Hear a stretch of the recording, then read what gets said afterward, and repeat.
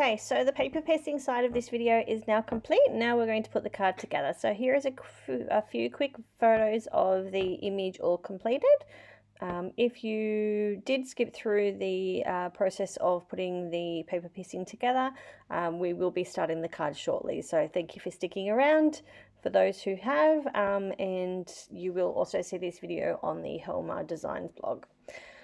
So let's get started. So I'm using a die from Spellbinders to cut the image out. Well, not cut the image out, cut the paper out, I should say.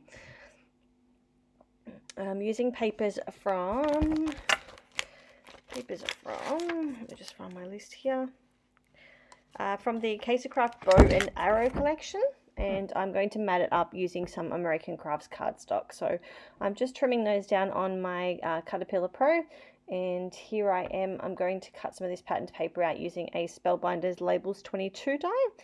These are my favorite labels. I've had these since I first started doing cards and love them, absolutely love them. So I'm going to pull out a few bits and pieces from the paper pad. So this is one of the pop outs, and I'm also going to be using a sentiment from the Tailored Expressions simple strips, and I've just got that stamped and inked up. So I've used some ink on 3 embossing ink and some Ranger ink white superfine embossing powder. I just used my heat tool to melt it, then I popped it through my Big Shot using the matching dies. I'm here adhering using some Helmar liquid adhesive. I've added a doily in, and I'm now just going to start layering everything up.